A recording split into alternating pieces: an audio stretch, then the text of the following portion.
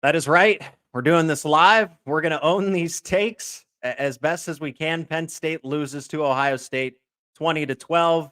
This is going to be a chance to hear your thoughts, share my thoughts. No, we're not firing James Franklin. No, we're not firing Mike Yurcich, but there are a lot of things to be critical about in this one as Penn State does lose to Ohio State, and the gap was never actually closed between the two teams. You are Locked On Nittany Lions, your daily podcast on the Penn State Nittany Lions, part of the Locked On Podcast Network, your team every day.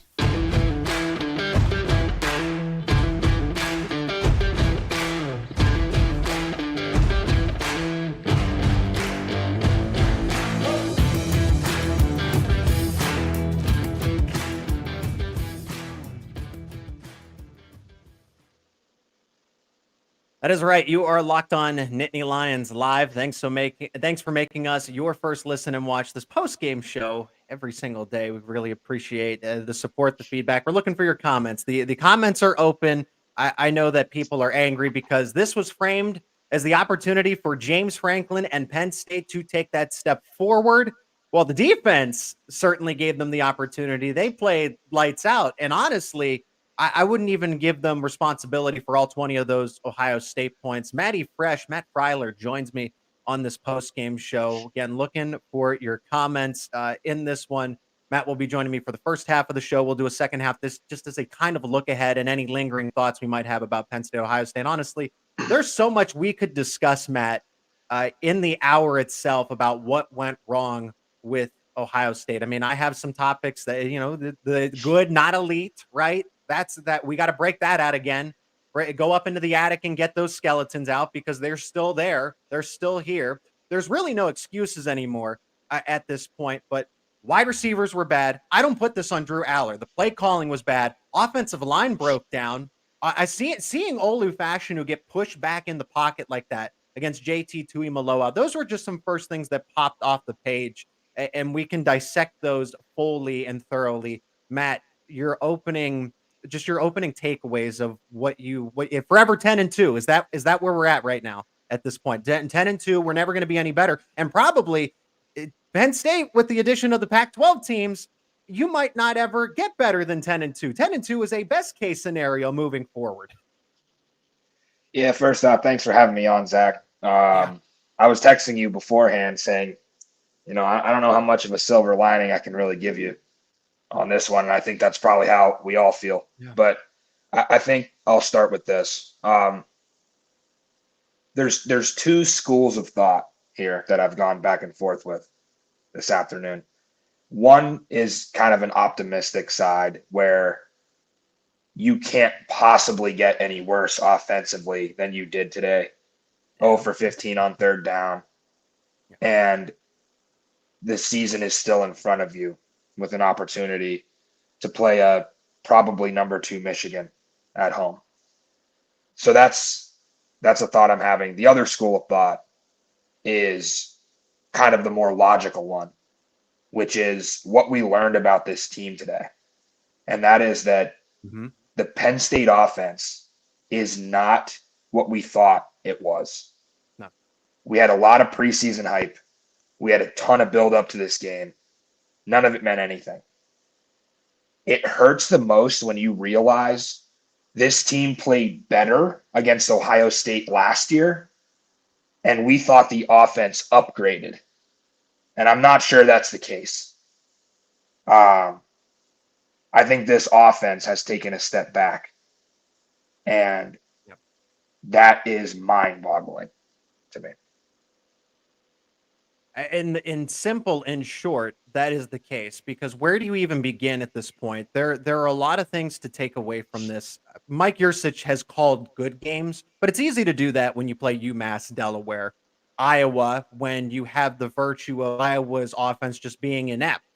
Okay, you can sell out and stop the Hawkeyes, play the field position battle and win. And that's what Penn State did. A lot of chess, at least trying to play chess. There were a lot of pawns on the table in this chess match here, but they tried to play. They tried to win the position battle. They tried to use the clock to their advantage in ways. I thought the game was managed as well as it could under the circumstances.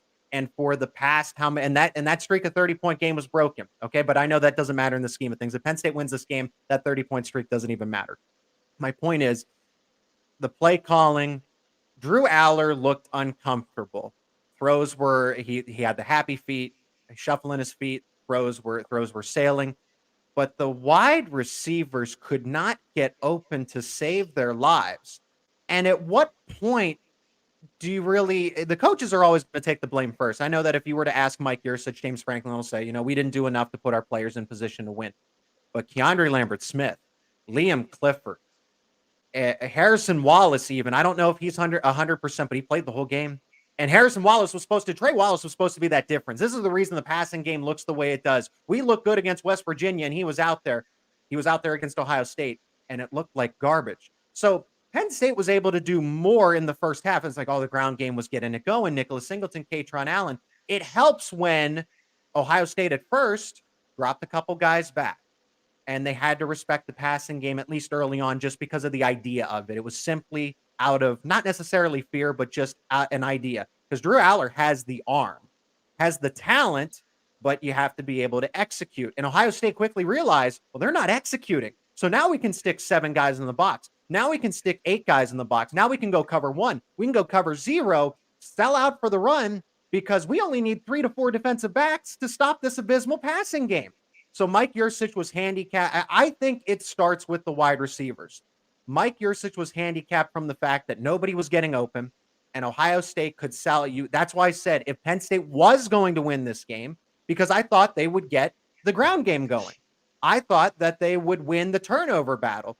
Well, they didn't force any turnovers out of that scoop and score that was taken away. And honestly, I got some thoughts about that, so I know we'll discuss it. But do you blame Yurcich first? Do you blame the wide receivers? James Franklin, where does this all begin? I start with the wide receivers personally. There was not enough talent. And even without Denzel Burke, his name slipped my mind for a moment. Denzel Burke, best cornerback, probably could go in the first round of next year's NFL draft. He was not out there, and Penn State still was blanketed by those Ohio State defensive backs.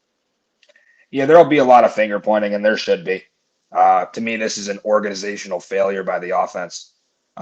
You're right. Nobody has developed that wide receiver to replace Parker Washington. I think when we look back at the program, especially last year, and I sent this tweet out after the game, we did not appreciate Parker Washington enough. He had 11 catches for 100. Mitchell Tinsley. Yeah, Tinsley's another one. He had 11 catches for 179 yards against Ohio State in 2 scores. And Sean Clifford is another one. He had 380 yards passing last year, threw the 3 picks, had the fumble. Honestly, call me crazy. I would rather my quarterback throw for 3 interceptions and fumble the ball once than for what I saw offensively today, if it meant we were going to put up points and at least have a chance at the end of the game. Yeah, I think that Ohio State schemed against Katron Allen and Nick Singleton. They learned their tendencies. They completely took them out of the game. We lost the battle in the line of scrimmage. The third down thing is unfathomable. The play calling was awful. Receivers not getting open, like you said. Just a pure failure in every way. Seems like they didn't have a plan for what to do when things went wrong. There was no T formation in the short yardage, which drove me insane. I have an answer for that, because I was going to lead off the show with that. The architect of the T formation song, and there was no T formation today, so your blood must have been boiling. But it sounds like Andrew Rappleyea was not available, and Khalil Dankins has been injured as well. So you can't run the T formation. That shows how far behind Jerry Cross is, because you're supposed to have the capable tight ends. Jerry Cross was a former 4-star. Andrew Rappleyea has come on strong, and I really think he'll have a better second half of the season. He'll be even better in the following year, but we're talking about the present. Present matters, and I see your comments rolling in, folks. We will get to them. But that is why the T formation, you can't run it with just Theo Johnson, and that's why the short yardage didn't work. But again, a coach has to be able to make those adjustments. I said when just kind of understanding the end of the first half, putting out my thoughts on X, Twitter, saying that I don't feel good about this, because if history has indicated anything, Penn State is not good under James Franklin making second half adjustments in this game. And here we are. They just didn't do enough. Even if they made the right second half adjustments, they didn't make enough. Yeah, and part of me believed towards the end of that game, as Ohio State was not able to put us away. They were unable to put us away. They had a chance on third down to go up 17-6. They settled for a field goal. It's a 13-6 ball game. Mhm. And at that point, you're thinking, okay, the 0 for 15 on third down won't matter if you can just put together one scoring drive.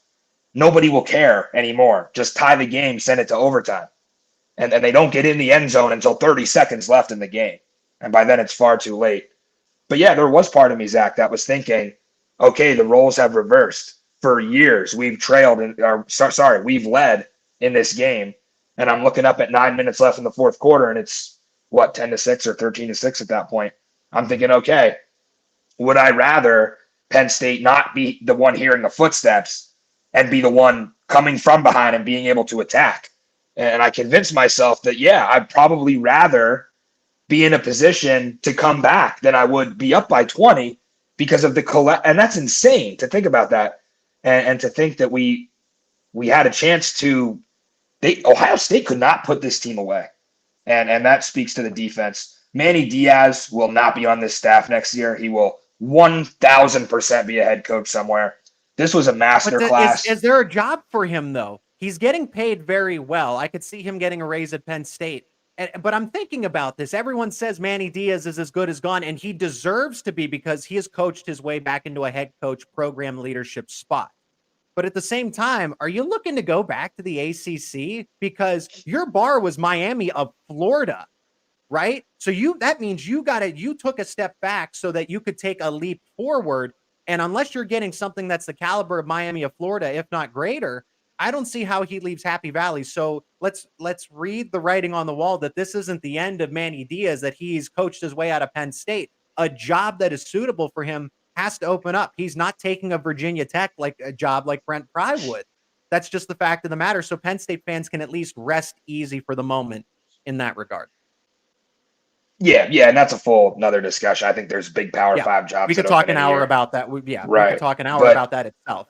It's more me just, I mean, on the play down on the goal line where Ohio State has a chance to score, and we've got 5 guys in the flat just ready to eat you alive.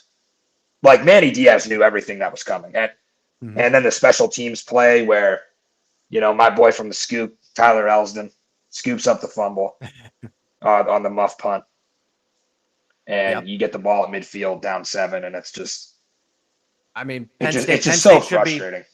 Penn State should be up. Matt, I want to talk about that fumble that was called back because I thought you were referring to Curtis Jacobs. And yes, Tyler Elsdon did have a turnover. Penn State should have had 2. We'll discuss that in a second. Let's look at the comments here from all of you because this is your post-game show. We want to hear from you. We have Robert who joins us. Offense is not who we thought. Singleton and Allen are non-factors. Tight ends are not difference makers. Aller is not elite. And when he is, he will leave for the NFL.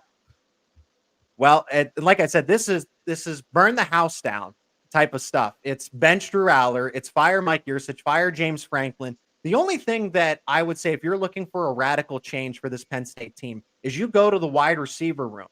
And Marcus Haggins, new wide receivers coach, I don't put this on him because he had to inherit this situation.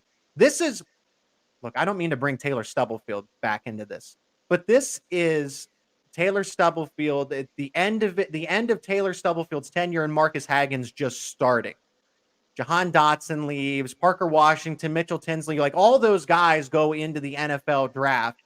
And then Taylor Stubblefield isn't keeping up with the consistent recruiting. Now, Marcus Haggins is starting to, but those guys are still in high school. You can only do so much. And then you got guys late out of the transfer portal. Now, I do think it is on them in the fact that Liam Clifford hasn't developed the way that we thought he would. Malik McClain is not doing what we thought he would. Where's Caden Saunders in this? Dante Cephas, because those guys at the end, why were they not on the field? Giving him a chance. You had to change something. So that's where it is coaching. Because, okay, in practice, if Cephas and Saunders and McClain and Clifford aren't showing you enough to beat out Trey Wallace and Keandre Lambert-Smith, I get that through 5 days out of the week that they might be better than them in practice, and we don't see that. James Franklin has said, we play the guys who perform the best in practice. Okay, I understand.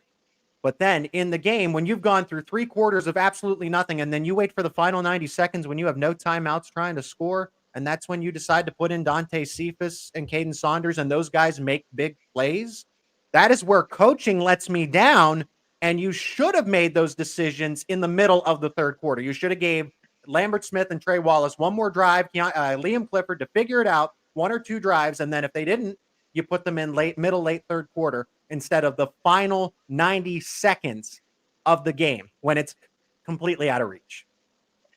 Yeah, and I definitely get that there's a lack of talent in that wide receiver room, but it does come down to coaching because compared to Ohio State and Michigan, it is bad. And I would ask you that exactly kind of where I was going with that. The last 2 years with Michigan winning a Big Ten championship, who has been their elite receiver? Have they had a kill you receiver? Have they had a first round talent at receiver? Absolutely not. Michigan hasn't. No, not since and they just Mario win, Manningham. They just win anyway. And it's like, and listen, I'm a Gus Johnson guy. I loved him growing up, but for as insufferable as I was until this season, that's almost how I feel, right? As insufferable as he was today, him and Joel Klatt kind of made a good point together at one point in the game when they said, I think it was Joel, Drew Aller does not fit this offense. I don't know if you can be a pocket passer in this offense. I mean, there were times where he could have ran for 20 yards, taking a first down. We've seen Sean Clifford take off before, and I just felt like throughout this game, it was like square peg, round hole kind of thing. I mean, is this offense, like, do you need a mobile quarterback? You would think no, right? Because Mike Yurcich recruited this guy for his system. And, as much as anybody wanted to believe that Sean Clifford was the problem or Penn State was a quarterback away, the constant negativity that this fan base directed towards Sean, it wasn't on Sean. It was never on Sean, and it's not on Drew.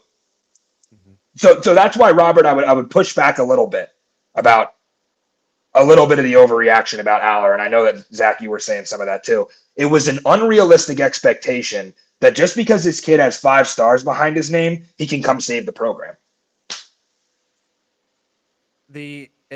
Imagine I put this out on X on Twitter, and there's people that said, oh yeah, if you had Ohio State's roster, yes, you would have beaten Ohio State. That wasn't my point. But Kyle McCord looked just as bad with his decision-making as Drew Aller, and the cards were all on his side in the middle of the game, but he had Marvin Harrison Jr. Imagine if Drew Aller had a Marvin Harrison type of wide receiver on the team that he could just turn to, because that was the thing. DeAndre Lambert-Smith is supposed to be that reliable player, and he's good. He's a solid receiver, but he's just not a 1. He's a 2. He's a 3. We saw what difference he made when all the attention wasn't on him last season, when it was Parker Washington and Mitchell Tinsley, and then Lambert-Smith came in as your third option. But this year, coming in as a 1 against Ohio State, against Michigan, he can do it against West Virginia. That's fine. But we have to accept that this is his ceiling. Let me go back to the comments because, like I said, this is your post-game show. I want to include people's thoughts, and this helps us build our discussion, right? And we have Philip saying, Aller will hit the portal. He has no support. Aller will not hit the portal. I can say that much. Matt, do you think, just in short, do you think Aller would ever think about hitting the transfer portal? I think he has everything made at Penn State. He just doesn't have the receivers right now. And they can go to the transfer portal next season to get a guy that is able, because Dante Cephas will be back. I'm excited to see what Dante Cephas can do over the remainder of this season into next year when he actually knows the playbook, because that's the only thing that's holding him back. It's not talent, but Aller would never hit the portal. Robert again, Zach, sorry, Chip Kelly would scheme Aller to open receivers. Okay, so we're bringing Chip Kelly into this. Hasn't really done anything since Oregon. Failed in the NFL, and then at UCLA, UCLA and Penn State are almost in the same boat, right? I feel like you're not getting anything different if you were to bring Chip Kelly and replace him with James Franklin, hypothetically. They're almost the exact same. Yeah, I don't know where I'm at with Mike Yurcich, man. It's just like I was so down on him in 2021. It's like they had but they had nothing. They had no O-line. I know. Running backs were, oh my goodness, compared to Singleton and Allen. With what he was able to do in the offseason into 2022, and that being Sean's second year in the offense, I did a total 180 on Mike Yurcich. And I'm just not sure if, like, what are we back to where we were with the run game issues? Like, sure, we can run the ball against Northwestern, UMass, Illinois.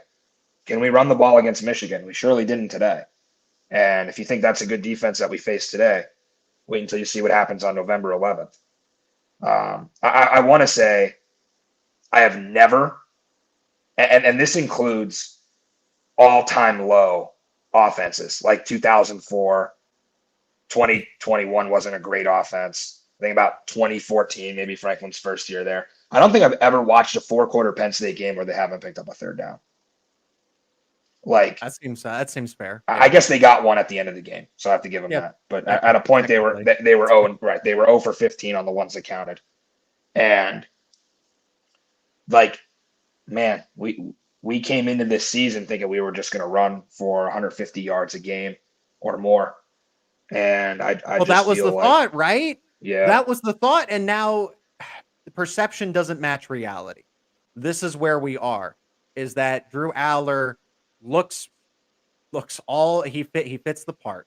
He does. I still sit back and say that he is better than Kyle McCord. Okay, if you flip Marvin Harrison Jr. over to Penn State and you give Drew Aller that type of receiver, and Kyle McCord has to deal with that in his wide. And I know Mecca and Buka didn't play, but you have Carnell Tate, you have Brandon Ennis, you have Julian Fleming, who I know hasn't lived up to the standards and stuff. And people are also going to make mention of that.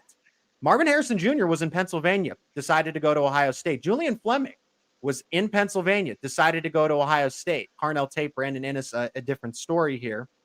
And Ohio State's now recruiting guys like Jeremiah Smith, who's now officially the best prospect in all of the 2024 class. He's going to the Buckeyes, at least at this point in time. Hopefully I jinx it and he goes somewhere else. I'd like to see him go to the SEC because I don't want to face him in the Big Ten for 3 years. Besides the point. But Penn State, yes, you can put that on the coaching staff because they failed in those recruiting battles. Ohio State next year, everyone's already projecting Ohio State to beat Penn State next year in 2024. And I have a hard time buying that because they do lose guys like Marvin Harrison Jr., Travion Henderson. I don't know if hypothetical, like a Mayan Williams be back, JT Tuimoloau would also be leaving.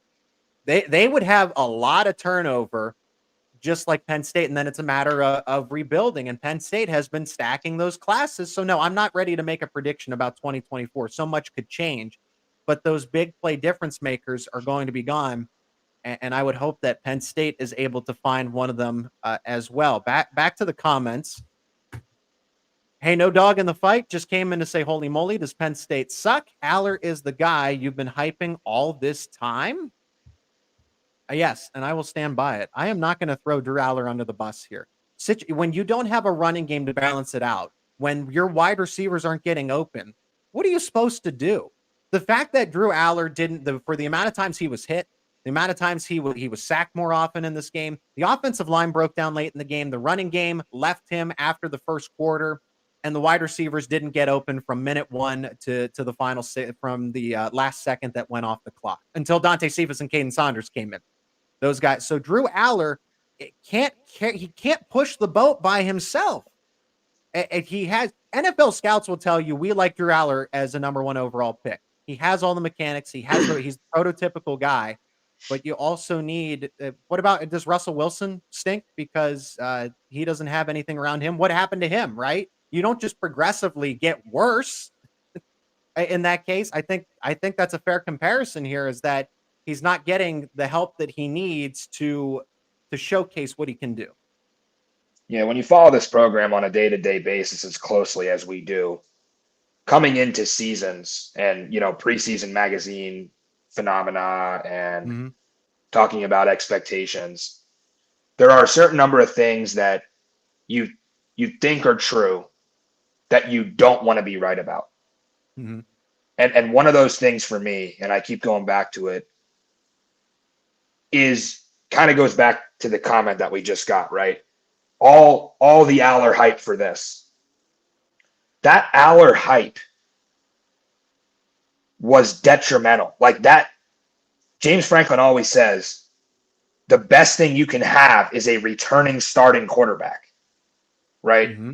This Drew Aller hype was manufactured by a sector of this fan base that didn't get it, that didn't appreciate Sean Clifford for what he was. And I didn't want to be right about this because I wanted Drew to be better. I wanted Drew to take us to that next level. The hard facts is he was never going to do that in year one. This is year one starting. I don't care that he played in 10 games last year. They talked a lot about that. So what? And imagine the progress, and look at the progress that they probably made behind the scenes because of that. Right. When Penn State fans were at the whiteout, right, certain fans were at the whiteout last year chanting for Drew, always on Twitter begging for Drew, for Sean to be benched. Coming into the season, thank God we finally moved on from Sean Clifford. Oh my God, we can finally go to the next level. I just had a bad feeling that was going to come back to bite us. And it has. And now everybody's like, all this hype for what? He's still a first-year guy. Like, just like Kyle McCord, right? He's a first-year starting quarterback. And James Franklin's right when it comes to the best thing you can have and the biggest relief for any coaching staff is to have a returning starter at quarterback. And like I said, we did not play as good. Did that Ohio State defense get better from last year to this year? Much yeah. Better. They sure did. Did the Penn State offense get better? No, they did not. And that's the difference. Right now they're worse. Which is so. One side got better, one side did not. Right. And then they needed to. Obviously, we knew under Jim Knowles, Ohio State was going to get better defensively. And they're right up there, man. Like, if McCord can be better and be more effective getting the ball to Harrison, and they have a real shot at Michigan. Gun to my head right now, I would say no, they can't beat Michigan. I imagine if you're a true Ohio State fan who knows ball, and you're not one of these delusional people that are coming after us thinking that Kyle McCord is a Heisman candidate. Yep. You know, I would think your thought coming away from this is you're psyched about the defense and you're confused about the offense because you're knowing that you can't just beat Michigan with Marvin Harrison. You got to run the ball. You got to be able to move the ball with Kyle McCord. You got to be better up front. Our D-line ate them alive today. I mean, that Zane Durant play, he comes across with just a clothesline. Like Mayan Williams and Trainham, they were just killed back there. And yeah, I just feel like if you're an Ohio State fan going forward, you probably are thinking defensively, we are set. Offensively, we couldn't really put the game away. For Ohio State's perspective, I think this is what Penn State, again, good, not elite, playing little brother to Ohio State. That's the takeaway here, because I had the impression that Penn State was going to look more like this Ohio State team, and then you just have to do the comparisons. You really just have to look at it and say, okay, what does Ohio State have that Penn State doesn't have? Well, they got 5-star wide receivers everywhere. Penn State doesn't have that. They don't have that. They have guys who are quality, who are good. They can beat West Virginia. They can beat Iowa, and Iowa's a good defense. But the ceiling of the good, great, elite. I would even argue that these past two Penn State teams are great because look what they did to Utah in the Rose Bowl. Right. I know they lost Cam Rising, but there was a different level, and that's where Penn State is stuck. Penn State is stuck as this 10-2 will beat you up in the Fiesta Bowl because look what they've done to Washington, right? Look what they've done to Memphis. Penn State is essentially in its own class. And it's lonely here because they're not good enough because Georgia would run them out of the building. Michigan, I would hope that a Beaver Stadium crowd for big noon kickoff, can't wait again, thank you, Fox, will give a little bit of an advantage because Penn State almost upset that playoff team, that Wolverines team that went to the playoffs for the first time. When you think about that, just a couple botched field goals and stupid fake plays. Led them to lose that game against Michigan. But Penn State, I think, is almost all alone in the case. They're too good for everybody else, and then they're not good enough to compete with Michigan, Ohio State, Georgia. And I'd like to see them play Florida State. I feel like that's another good measuring stick, but I can't take them against the Seminoles after today. I feel like the Seminoles are too much of a complete team. So that's just it. Not good enough to compete with those four schools that I named, but I think they would beat up on Clemson. I think they would beat Clemson. But that's besides the point. And you might get Clemson, honestly, because both schools are probably going to finish with 2 losses, or Clemson might be 9-3, and you could get that whatever bowl game, the Peach Bowl, or I don't know. Some people are whatever suggestions. I'm not doing bowl projections here, but you get my point. Yeah, let me say 2 things before we get out of here. The first thing is that this Penn State Ohio State thing, you say in the big brother, little brother thing. At this point, literally what it feels like under James Franklin is it feels like you started out elementary school with a bully. He dominated. He dominated you. You couldn't get the upper leg. You went to the gym. You got stronger. You got bigger. You got faster. In 2016, you took a cheap shot, got underneath him. Finally, right? Then he came back stronger, and he just keep beating you down. And now it just feels like you're being bullied, and nobody's there to save you, right? That's what it feels like. The second thing is that Drew Aller went into this afternoon with the entire hopes and dreams of the state of Pennsylvania and the whole Penn State fan base on his back. No 19-year-old will ever overcome that amount of pressure. You saw it in the post-game press conference. He had to fight back tears. He said he sucked. I have never seen someone in such shambles post-game. At the end of the day. That, right. The amount of pressure that we put on this kid, and we're guilty of it, the amount of pressure that we put on this kid to be better than Sean Clifford, to save the program, to get us into the 14 playoff, killed him. And he went out today. He was not himself because of it. So the one plea I would make to Penn State fans is you never know what you got till it's gone. Don't always look at the new shiny toy and say, oh, wow, I'm trading in what I have now. It takes time. It takes development. These are kids, and we're not there yet. Yet, will we ever be? That's how I feel right now. Matt, I think that's a good thing to send it off with. Now, I do want to encourage people to stick with us, stick here on the show, because Dylan Callaghan-Crowley from Penn State Rivals is going to be joining me in just a second. We're going to continue with the comments. This post-game show is going until 6, but we're at a halftime marker here. I think that was almost all the bad energy from this game, and a different look at it, too, because it wasn't so much about fire Mike Yurcich, fire this, but a realistic look at being honest. Drew Aller is a first-year starter. He's a true sophomore. You can only... I played a little bit of mental gymnastics with how prepared he would be. He was returning to Ohio. All of his family and friends were there. The amount of ticket requests that he must have had.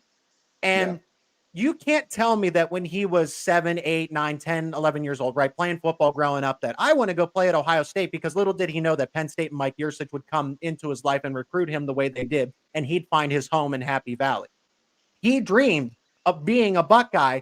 They don't recruit him. They offer him last second to save face, and all said and done, and you're carrying, so not only that of the state of Pennsylvania's expectations, as you mentioned, but his own personal ones of, I got to prove the entire state of Ohio that they were wrong. And Sean Clifford couldn't do it. From the state of Ohio, came over to Penn State, couldn't beat Ohio State. Christian Hackenberg couldn't do it. Only Trace McSorley did it once.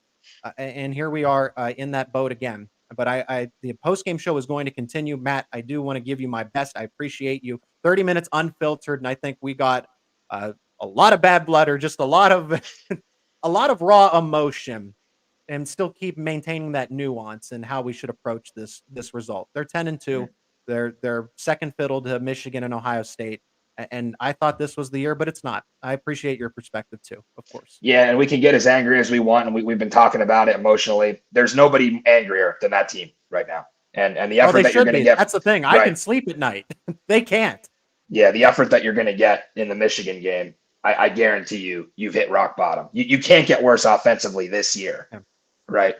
So it's time to get Indiana and Maryland under our belt. It's time to go beat bad teams to a pulp like we do. And it's time to go into Michigan with your season on the line and just pray that you fixed it in 3 weeks of football, because the bye week didn't fix it. UMass didn't fix it. So, Matt, I appreciate you. I really do. Can't wait to have you on another show. Thanks for doing this with me live on the Penn State Ohio State postgame show. Thanks, Zach. Enjoy the rest of your Saturday, man. Appreciate it. So we're still going live here. Let's talk about your comments, and then we will welcome on Dylan Callaghan-Crowley from Penn State Rivals.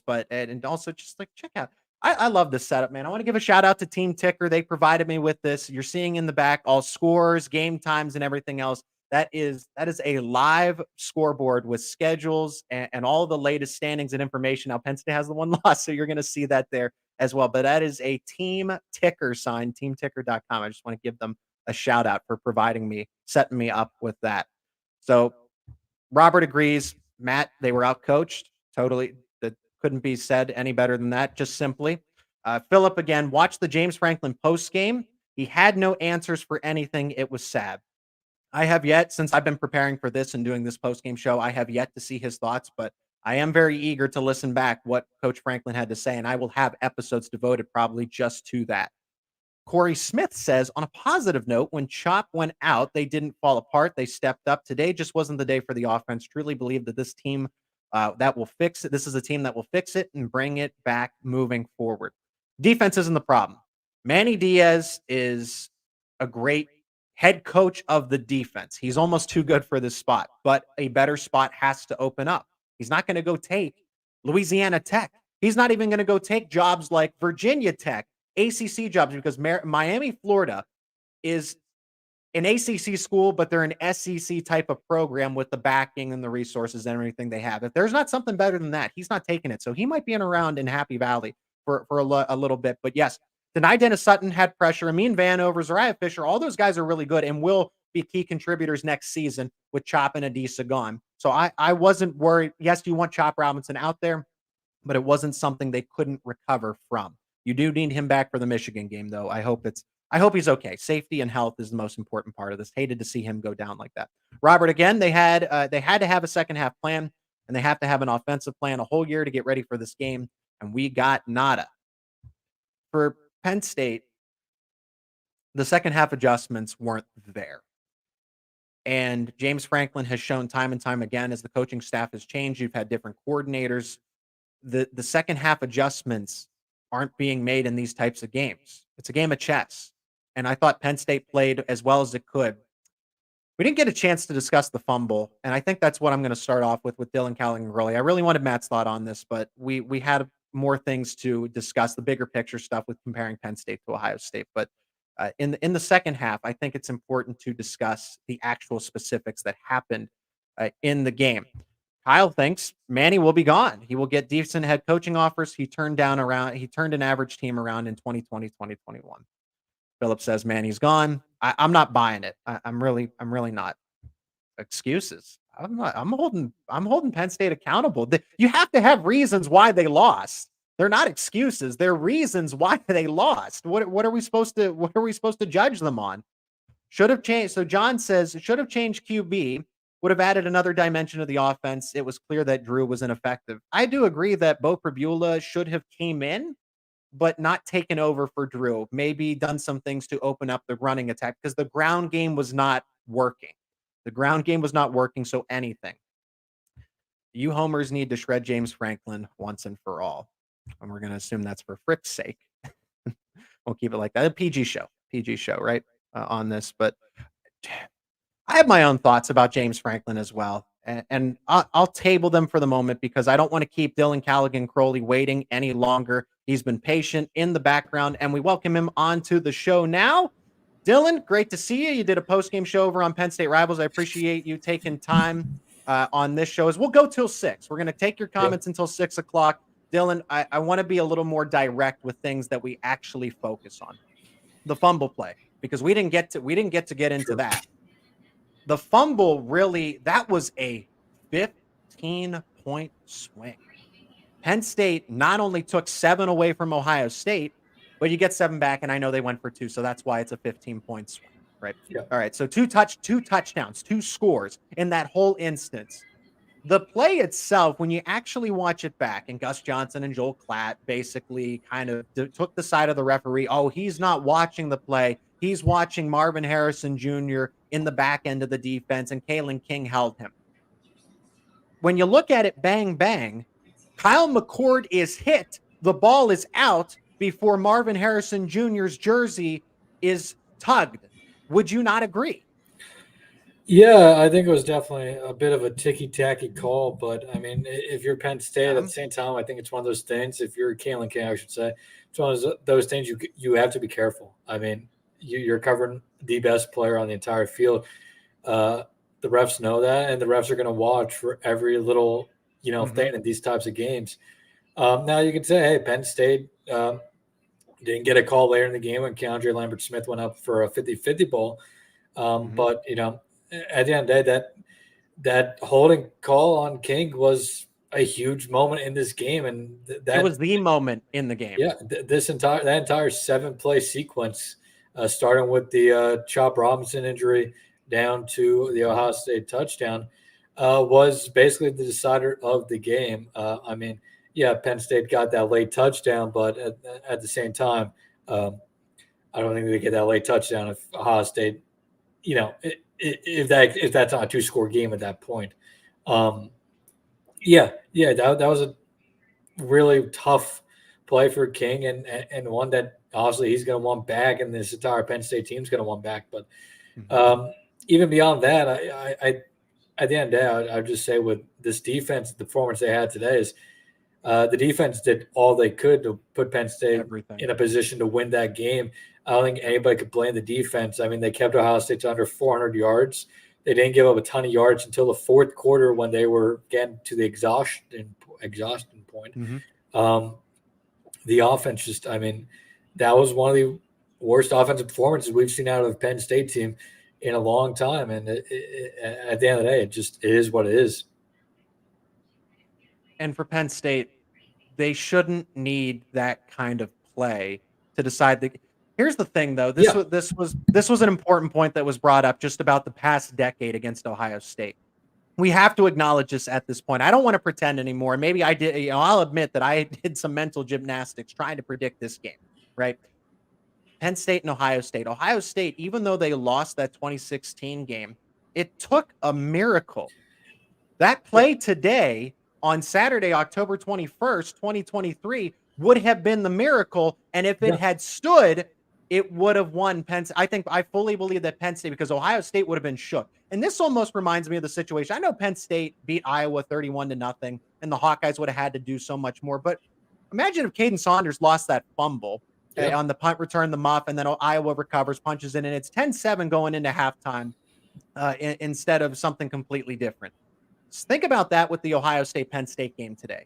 If Penn State gets that miracle play, they probably win this game, because then they can sit on the football and basically just play keep away from the Ohio State offense. And that's what the Buckeyes did. Buckeyes played keep away. They basically said, take your medicine, Penn State, because we're going to run down the clock. When we get into third and not so manageable, we're going to go to Marvin Harrison Jr. And that game plan worked. Beat you on first down, maybe get another yard or two on second down, go to Marvin Harrison Jr. on third down. And that's what worked, because your offense couldn't keep up. And that was pretty sad, because if you take some of those points away, realistically, Penn State's defense reminded me a lot of Iowa today, saving the day. You would have held this Ohio State team hypothetically to 13 points. That touchdown, like you said, came late. Everybody was gassed. But my bottom line for the Nittany Lions, and why they're still little brother here, they're good, great, not elite, is because you need miracles. You need miracle type of plays to beat the Ohio State Buckeyes. And you're just not going to get that unless you have that 1% chance type of luck. And you had it in 2016, but you got to stop thinking you're going to have it in 19, 20, 21, 22, and now 2023. Yeah, and it's really we on our Penn State Rivals post game, we went on a long time. It was a little bit miscombobulated, but there was just so much to talk about in this game. But I think first, the big difference in this game is Marvin Harrison Jr. I mean, Penn State in this wide receiver room, let's just say what it is. This Penn State wide receiver room is not good enough right now. It simply is not good enough. It's good enough to beat 10 of the 12 opponents on Penn State's schedule. It's not good enough to beat Ohio State. And I'll be honest, I was picking Michigan to win that game later this year, no matter what, coming in this week, no matter what. But, I mean, I have questions about how much Penn State's going to be able to do offensively against Michigan after watching today. I think they'll have some adjustments. I think they'll come out. I think that'll be a better performance. But I don't know how a lot of people have confidence in this offense after today, and I don't think there is, because I just don't think this wide receiver room is good enough. But the big difference in this game was Marvin Harrison Jr., because Ohio State had a guy on second downs and especially third downs in which they knew he was going to get open. They're lucky that he only had 11 for 162 today. He had opportunities to have 15 catches, 200 plus yards. It was a day to forget for Kalen King against Marvin Harrison Jr. And it is what it is. Marvin Harrison Jr. is a big time player who showed up who has showed up in the biggest moments for Ohio State, including today. But you look at the rest of the Ohio State offense outside of Marvin Harrison Jr. today, just 203 yards of total offense. Non-existent. Not that much different than the non-existent Penn State offense. And that's what I called the Penn State offense in my recap. It was a non-existent offense. There's no way around it. Mike Yursich had a bad day. Drew had a bad day. The wide receivers had a bad day. The running backs actually had a pretty decent day. They did miss a couple opportunities. But, I mean, if you told me at the end of the day that, let's see what was Singleton would have been average 5 yards a carry, I thought Penn State would have been pretty well set up for success. Katron Allen didn't have that success that he's had in the past. But Singleton, I thought, had a lot of good momentum today going his way, and then they just kind of didn't go until Ohio State sold out for the run. Yeah, which because they don't have to respect Drew keeping that ball on any RPO because he went off a few times today and picked up a couple of yards, but he's not that type of athlete. He's not going to rush for 5-10 yards on those RPOs. It is what it is. This is a very good Penn State team. I still think this is a 10-2 team. Yep. I don't think they beat Michigan right now, but I mean, at the same time, I don't blame Penn State fans who right now are, sitting in their seats at home and are frustrated with this type of performance and this type of game. On the PSU 365 podcast, I'm sure you said the same. Coming into this week, this was Penn State's opportunity to go from a great program to an elite program, and they fumbled that opportunity today. Now they have a second chance at that in a couple of weeks, but like I said, I'm not sure I have much faith in this offense. Even if they go out, and I expect them to have good performances against Maryland and Indiana and Maryland, but this Michigan team that they're going to face in a couple of weeks is what I think the best team in the country. So I can get where for some fans are coming from that a 10-2 season would feel like a bit of an empty season because at the end of the day, the two big games that you had to win, you so far have lost one, and it's not looking good for the second one. And unfortunately, that comes back to what has kind of been, one of the things Penn State could hang their hats on the last few years, which is an explosive offense. And, all the issues that the offense had coming into this week reared its ugly head today. And it's the biggest reason they walked out of Columbus with I would say somewhat of an embarrassing loss, despite it only being, 20-12. That was an embarrassing offensive performance that they're going to have to do soul searching on. Yeah. Matty Fresh mentioned it. Drew Aller fighting back tears. This game, it wasn't a hedge against my metaphorical bets here that, okay, yes, Penn State wins this game and thinking that and believing that. I truly did believe that. But I also Penn State 27-24. I thought they were the better team coming into today. Yeah. And today they lost, but I look back and I think you stick these two teams on a neutral field. I can't help but think 10 times, maybe Ohio State wins 6 of them, but they go back and forth, and then you get to that 10th game and where it's basically it's 4-4 or whatever, and then you win a 9-game series, right? And then you do a little math. Math's complicated here. You have a 9-game series, right? And then you're tied 4-4, and Ohio State wins that. That's kind of what I looked at. But football is played. You can't play 7-game series like you can in baseball. You play it. And today Ohio State was better at home, and I think at the end of the day they are still slightly better, but Penn State would get its punches in a hypothetical series. They really would. Brett agrees with us. I want to go back to the comments.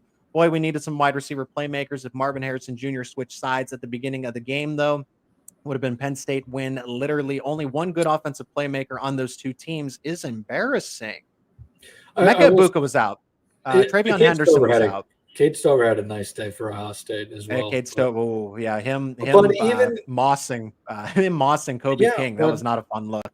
But I mean, even if they don't have if Marvin Harrison Jr. doesn't play in this game, I still probably lean that Ohio State would have won the game just because It's tough. Without Ibuka and Harrison Jr., that's tough. It would have been. I get what you're saying. It just comes back to the offense for me. It's just like, I don't know what, if any of those would change what the Penn State offense did today, because at the end of the day, the offensive struggles come back to just not having not having playmakers at wide receiver, and your running backs, which have put up decent stats this year, were once again a bit disappointed. And the offensive line, which has been good all season, probably had their worst performance of the year in the biggest game. It's unfortunate because I thought that defensive effort today was a hell of a defensive effort. Even after Chop Robinson went down, I mean, and I don't think that it shows up in the box score as much as they did, but they're getting pretty good pressure on Kyle McCord for a solid amount today. And Kyle McCord wasn't that much better than Drew. He just ended up having the two best playmakers in this game. Kyle McCord also benefited from having time. Penn State's offense, it's symmetrical, right? The defense is going to help out the offense. The offense didn't help out the defense. And there's the little things that aren't going to show up today. Special teams matter. When Penn State's defense actually pinned Ohio State deep, of course, they didn't help themselves. They backed themselves up with a couple penalties, and that was very uncharacteristic by either side. I thought they played a clean game in that category. But then the Buckeyes, you're anticipating Penn State's going to get the ball at the 50, punting in their own end zone, and Daquan Hardy lets the punt go over his head, and you're like, okay, now I understand why he wasn't getting those opportunities at punt returner, because yes, he can flash it. He can flash with the speed and agility, but maybe he doesn't quite get, the X's and O's of actually being a punt returner. It's more than just, hey, you got to catch it and run the football. I think people try to simplify it that too much. You cannot let that one go over your head, because that was a 72-yard punt. That was unacceptable when you could. That was a moment to change the game, the tide, the momentum, and Ohio State held on to it.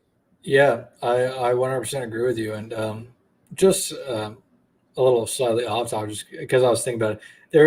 And I know you said before I came on that you didn't get to see many of Franklin's post-game press conference or any of it. No. But there was a moment where he said he thought today we saw two of the best teams in the country on the field. And despite today's performance on offense, I still think that is very much the case. I still think this Penn State team is one of the better teams in all of college football. Yep. I still think, again, coming into this week, I thought there was two teams that Penn State didn't match up well against as a whole, and I think it was Michigan and Georgia, defensively at least. And I still think that's probably a little bit of the case. Offensively, I have a little bit more concern now, but I still think you put this team up against all 132 teams in college football. I think Penn State is better than 126 of them. I think you can make an argument for some of the top 10 teams in the country to be better than Penn State, but I still think this is a very good Penn State team. But I mean, this was just a terrible time for nothing offensively to be working today. And I just keep going back that it's the small things right now for Penn State. It's been the small things for the last few years. And I just don't know. I mean, you can coach and coach and coach as much as you want, but at the end of the day, players have to make plays. Penn State players didn't make the plays today, offensively at least, and that's the difference. I mean, and my only biggest concern going forward with them this year and going into next year is just I think Drew gets better. I think the running back room is going to be great for a very long time. I think the offensive line room is getting better each year. Today obviously wasn't great, but I still think it's getting better. I have some concerns with the wide receiver room going forward. I think 2 years from now, there's a couple guys there who could make a difference, but going into next season, I'm just left scratching my head about who could be that guy who takes. You go to the portal. You can't predict that though with the portal. You just can't. Exactly. They have to go to the portal this year for a wide receiver again. And you got to hope Dante Cephas takes that big step. Now, hey, somebody could emerge here in the next 3 weeks 4 weeks before. It's Cephas. I think Cephas, his best football is still ahead of him. He's got another year of eligibility. This was a 2-year plan. Dante Cephas will be the number one wide receiver in next year's offense. I think the defense might take a step back next season because of all the talent they're going to lose. I still think it will be a top 15, 20 defense at worst, though. So at that point, I still think Penn State next year, everybody points to this year as being like the year that they had to get to a national championship because of the defense. I fell for it. I definitely think that there's a legitimate reason thought process to that. And I agree that this was probably their quote-unquote best shot because of the defense. But at the same time, I think the offense is going to be better next year. But, I mean, that's next year. Let's focus on today. But, yeah, let's get back to today's game. I know there's a lot of people who are, for lack of a better word, dooming over this loss about what Penn State is, what Penn State could be. And those are all fair concerns to have. Mm-hmm. I just think the future, there's still a potential bright future for the program. But, I mean, at one point or another, you have to get over the hump that is Ohio State. It's a little easier once you get to a 12-team playoff. But, I mean, at the end of the day, if you're going to be elite, if you're going to win national championships, you have to beat the elite. Dylan, let's finish with just that, because I promised that we were going to go 5 to 6. Yes. We're getting towards that 6 o'clock hour here at Eastern time. Comments are rolling in. I am so glad. Hello, Ohio State fans. Thank you for joining the show. I really appreciate it. There are a lot of sore winners for the Buckeye fans that have been in my mentions, that have been in my comments. I'm not speaking for the whole Ohio State fan base, but there are a lot of people that have just been coming after me because they can't just accept the win. Congratulations, you are closer to the college football playoff. Why don't you just accept that and move on? But you have to pile on. You can't just accept that. The topic, Dylan, that I want to finish with is, because I brought this up with Matt, saying that Penn State is on an island. They are on an island because they're not good enough to beat Ohio State, Michigan, whatever the top team, Georgia. Sure. Alabama's taken a step back, but in years past, they wouldn't have beaten Alabama. But they can beat Washington. Years past, they beaten Washington. They beat up on Memphis. They beat up on Utah. So now they're in this own lane of, we can't beat teams in the top 5, but basically anybody outside of the top 5, we bully them. We are so much better than them. And so it's weird. You're caught between a rock and a hard place here. And you have to accept, I am tired of the mental gymnastics. I've said this quite a bit, but the James Franklin dilemma. Yeah. I am not sitting back and advocating that James Franklin, Mike Yurcich, and those people should lose their jobs. I am still going to say that James Franklin is the right coach for Penn State. Yep. But it's getting tougher to defend when now the stats are there. I think it's 4-15 against top 5 teams. You had a miracle play to beat Ohio State in 2016. You didn't just beat the Buckeyes. You needed a miracle to beat them. Other than that, you've lost to them every single time. And Ohio State has controlled all of those games except for the one in 2017 and 2018 when you couldn't keep up with second half adjustments and lost those games. Yeah, you've gone back and forth with Michigan, but Michigan has gone to the next level. They went from good to great to elite, and you're stuck in this, well, we're good, we're great, we can beat up on Memphis in whatever bowl game, right? We'll go to the Sugar Bowl, we'll go to the Fiesta Bowl, we'll win on a neutral field at the Dallas Cowboys Stadium, and everybody should be happy. So you have to accept that here. The Big Ten's only going to get harder. Can Penn State fans accept 10-2, and it's probably going to be now 9-3, 8-4, because I am so glad that the Big Ten is expanding, because I'm tired of having conversations around, what's Penn State going to do against Indiana when the game's a 30-point spread and we all know they're going to win.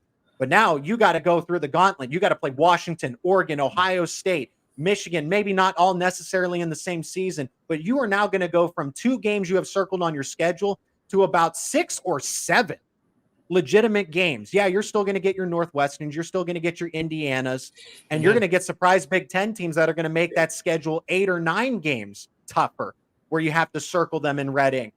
So Penn State fans, get ready, because the record's not going to be, 10-2 might be a best case scenario moving forward. And I didn't even mention USC and UCLA, but that's James Franklin against top 25 teams, let alone on the road.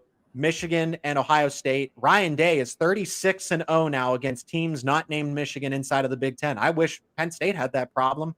They don't. So where do you kind of sit on, does Penn State, is it as good as it's going to get with this? Because I sit back and I say, okay, you fire James Franklin, then what? Do you promote Manny Diaz? Do you go get Matt Rule? What is Matt Rule supposed to do that James Franklin can't? I feel like in this, it is not 1980 anymore. It is not the Joe Paterno era and how things are done.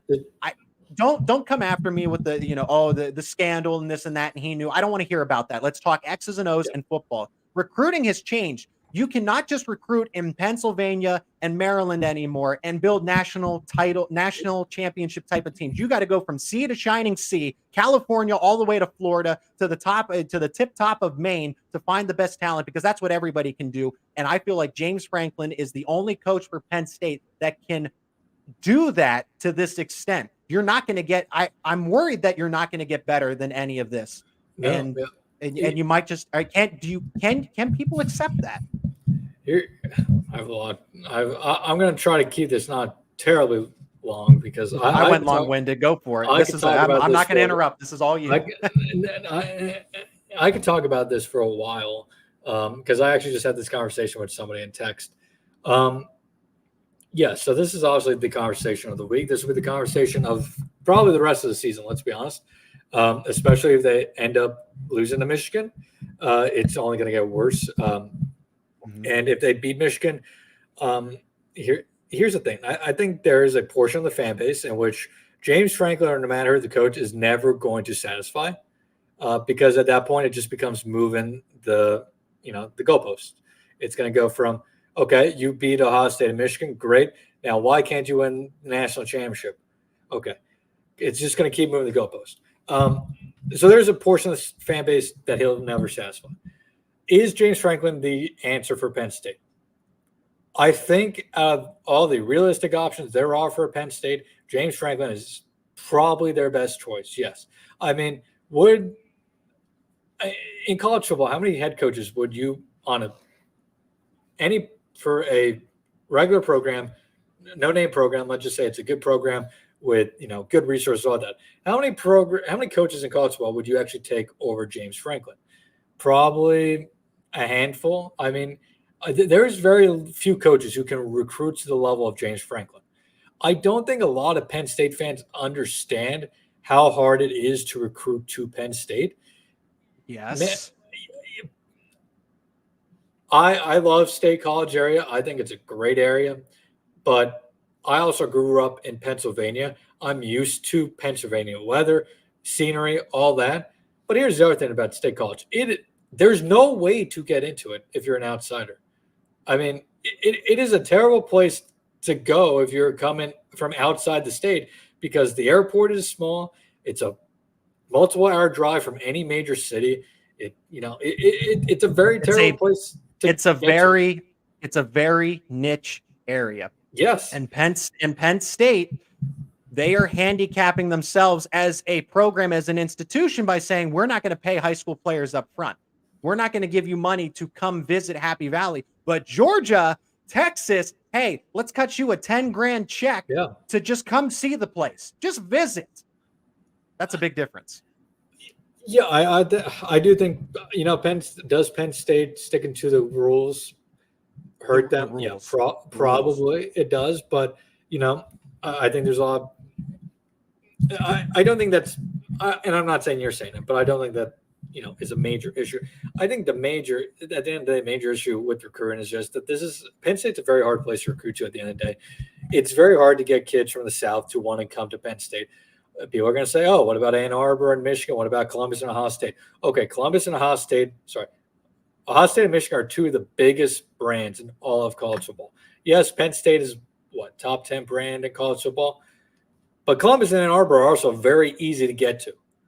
And Columbus is better than State College. There's a lot more to do.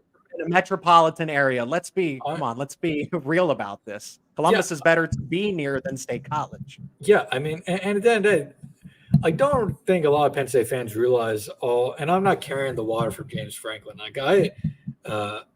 Wins and losses mean nothing to me. I'm an unbiased reporter at this point. Wins or losses or whatever. And I'm not carrying the water for James Franklin.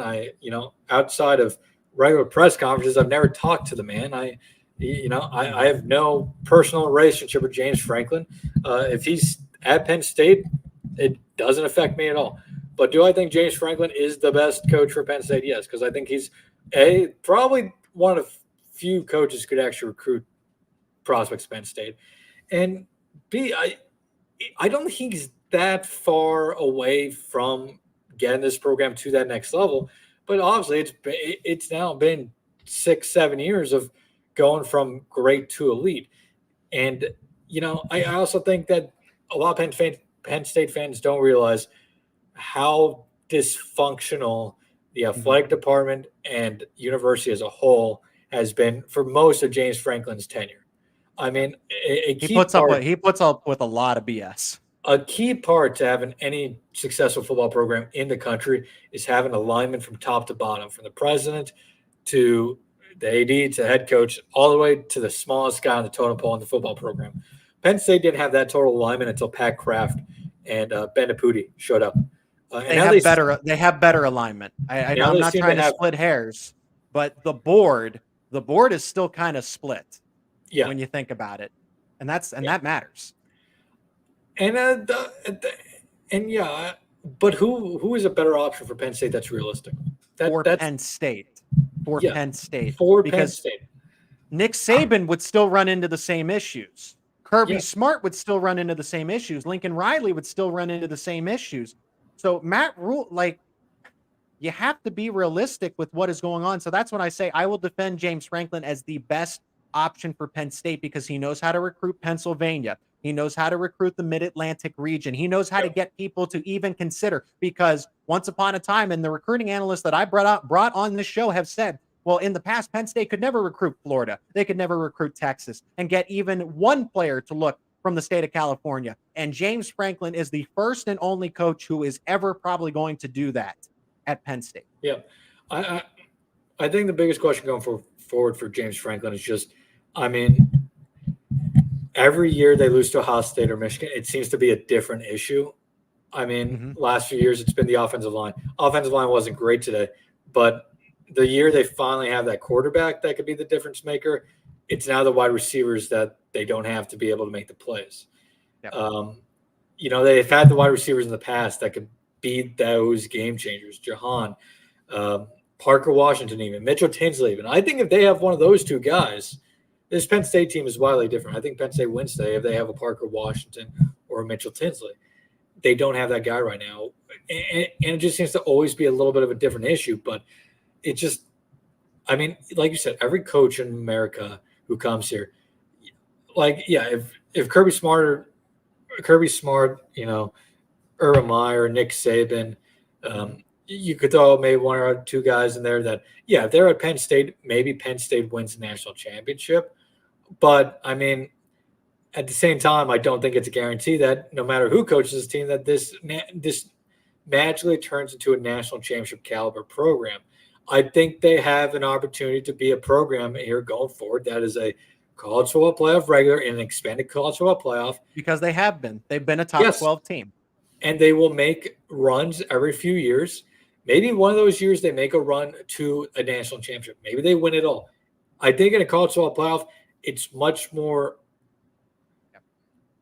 a possibility for Penn State in an expanded playoff. Well, because you're there. You're there. You have the opportunity. And yes, they still have to beat the elite teams. But I just don't think there's any coach outside of James Franklin in the country that probably gets this team to where they are today. No. There's not many options. People can say firefighting and all they want, but I just don't feel like Matt Rule would have the same success as James Franklin. Because at the end of the day, X's and O's win games, but you don't have to be a great X's and O's coach to win a national championship.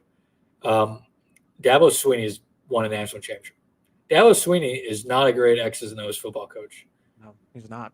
He's a great recruiter, and he recruited well. He got two generational quarterbacks, and it worked out for him. And now James Franklin has that generational quarterback.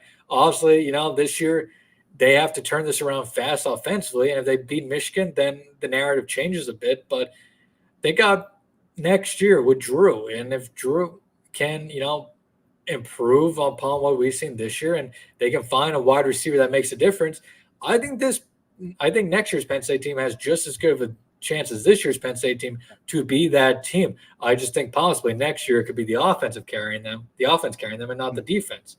Now, it's going to take improvements from the offense.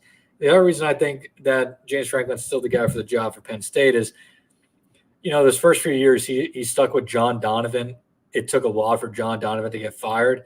But since then, it seems he's been pretty, forthcoming when it comes to he knows when he has to make a move. I'm not saying anybody deserves to get fired for this loss. No, it's not that. You can have a bad day, but you pick the wrong day to be a bad day. Like I said, one of the biggest concerns was Penn State had too much to lose. Ohio State did not, and they were at home. If this was a home game at Beaver Stadium, obviously the Nittany Lions' chances would have been better, but Penn State still had too much to lose when this became a conversation of going, again, from good to great to elite. Yeah. Ohio State didn't have that in question. There's no questions about Ryan Day. Now, when it comes to Michigan, that's different. They got a lot to lose against Michigan, but Penn State, like today, and that's like the big fish eats the smaller fish. Ohio State eating Penn State. Will Michigan eat Ohio State? That game's in Ann Arbor. I would think that the Wolverines would still beat the Buckeyes this year, but I would decide that on the field. After this week, I think Michigan is by far the best team in the Big Ten, but because that Ohio State, even in the country. Yeah, absolutely. I think Michigan may be the national champion this year. This Ohio State team is a very good team. Don't get me wrong, but it's not like I was overly impressed by their offense today. They ran much of the same stuff that Penn State ran. Like I said, it just came down to the best player on the field, the best player in the country, happened to be wearing the scarlet and gray today and not the blue and white, and that's sometimes the difference. But at the same time, I think, James Franklin maybe has one of the harder jobs in the entire country when you think about it. Because there's no doubt Penn State's a great program. How many 10-win seasons does he have? He's well on his way to another. He probably wins another, New Year's Six Bowl this year as well, in my opinion. They will. And yes, it's a little bit empty with a loss to Ohio State, maybe a loss to Michigan. But how many other coaches in the country have, the two of the top 5 programs in the country for the last 3 years in their division? Alabama doesn't have to do that. Georgia certainly doesn't. Look at the SEC East. Yeah, exactly. And Georgia's going to, dog walk their way to another SEC championship this year because the SEC East is kind of garbage. And let's be honest, nobody out of the West is going to win that conference. I mean, Alabama is having a down year. Tennessee certainly isn't winning. Who's the best team in the SEC West? The best division in the country is the Big Ten East, and unfortunately for Penn State, the two teams that are also in the conference and division are the two of the top 3 teams in the country. I still think that Penn State, Ohio State, and Michigan are 2 of the top 5-6 teams 3 of the top 5-6 teams in the country overall. But I mean, I think James Franklin has one of the hardest jobs in the country, and I think a lot of other coaches in his footsteps in his shoes would not have anywhere close to the same success. Because yes, you can go for a great X's and O's coach, but if you don't have a coach who can recruit to the level of James Franklin, that's not going to matter, because to beat Ohio State and Michigan, you have to have the athletes to do it. And outside of Penn State, nobody in the Big Ten has the athletes to beat Ohio State and Michigan. At the end of the day, this is one of those things where you tip the cap to Ohio State. Ohio State's been the crown jewel of this conference for the better part of 20 years.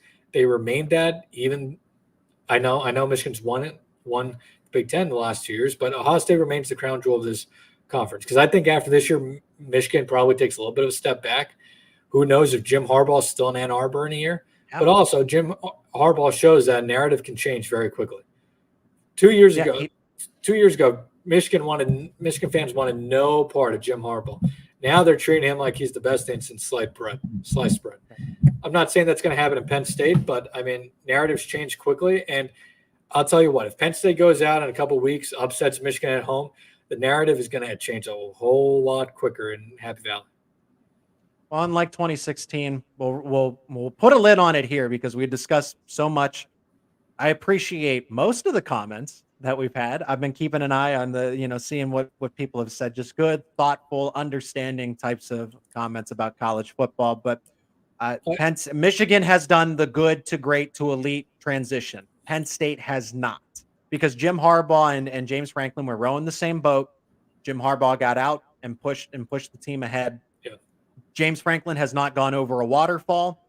but you're still treading water. And like I said, that's why I said, are Penn State fans comfortable with 10-2, or do you want to go really backwards and take a chance and then be not bottom feeders, but be 5-7, be 6-6, be Michigan State? Look what's happened to Michigan State in all of this, making changes at coaches. I know the different circumstances, right? You would fire James Franklin instead. That's all the hypothetical. There's so much more we could discuss. Penn State, they're a 10-2 team this year. They were a 10-2 team last year. Michigan and Ohio State are still in that next level, and Penn State can't. Even if Penn State is going to need miracle type of plays to beat Michigan, it's not because they're going to out scheme them, they're going to out talent them, they're going to outplay them. You're going to need multiple turnovers, a blocked punt, blocked field goal type of thing to beat this Wolverines team in Beaver Stadium. And that's just the fact of the matter. Dylan, if you got something to add in 60 seconds before we wrap it up here, I appreciate it. Yeah, very quickly. I think for Penn State fans, I get it. It feels like Groundhog's Day with this program. Probably at this point, it's been the same story. It has been. It's been the same story for the better part of 6 years now. I totally get that. At the same time, I think Penn State's kind of in that Goldilocks zone of that. I don't think Penn State's that far away, but also I think Penn State there's also a gap that Penn State has to close. That gap is a little bit bigger than we thought it was coming into this week. I think there's still a lot to be hopeful about surrounding this program. I think the recruiting has taken a step up the last few years. His last few coordinator hires have been tremendous. For Penn State, I mean, yes, it's Groundhog's Day, but I just think there is still reasons for Penn State fans to have hope going forward. It's just you got to hope it's next year now, and like I said, it's Groundhog's Day. I get it, but I'm not. Well, it's not over. It's not over. Yeah. And on any given Saturday, you can beat anybody. Am I taking Michigan today? Am I taking them tomorrow? Am I probably picking them on that Saturday in November? Yeah, I am. Yeah. But can anything happen on a given Saturday and Penn State wins, finishes 11-1? Absolutely. Just your chances are a lot less likely. Yeah, exactly. I think there's still a lot to be hopeful for Penn State fans with this program. But yeah, this is definitely, like I said at the top when I came on, this is a tough loss. This is one where a lot of the guys on the offensive side will need to have a lot of soul searching. But I also think they have a lot of the pieces needed for maybe not this year. But like I said, I think next year, despite not having the same level of defense, this team still has a great chance of being that caliber of team, especially in the expanded college football playoff. Drew was almost in tears after this game. I think that says a lot about what Drew is as a person, as a player. And I would be surprised. I wouldn't be surprised if this is the worst performance we see Drew have in his career. And if we see a little bit of a different Drew in the upcoming weeks, maybe not throwing the ball deep a ton, but I think we're going to see a Drew that is on a mission. He feels like that type of quarterback who has that in him. It's just a matter, and if he is the quarterback that we think he is, he will show that, I think, in the upcoming weeks and head into next season. So, I mean, there's still hope for Penn State. It's just, this is a tough one. And I feel like we didn't even get to it all. I really didn't. We had to look at big picture stuff on this post-game show, and that's important because at the end of the day, you're not going to win big games. You're not going to win national titles if you don't figure out the big picture stuff, aside from the X's and O's. But we're going to talk about that in upcoming episodes on Locked On Nittany Lions. Actually break this game down in 30 minutes or less on upcoming podcasts throughout the week. Preview Indiana because we still have to, even though that's another cupcake game for the Nittany Lions. I want to thank Maddie Fresh, Matt Freiler. I want to thank Dylan Callaghan-Crowley for fending off all the Ohio State hate and talking just some Penn State football because we got to figure things out in our own house here. Ohio State fans, glad you have it made. Congratulations. I just wish you would own your win instead of being sore about it. But besides the point, Dylan, thank you so much for doing this post-game show. Can't wait to have you back on for a future episode, maybe another post-game show here soon. And thank you for the time and analysis as always. Thanks for having me again.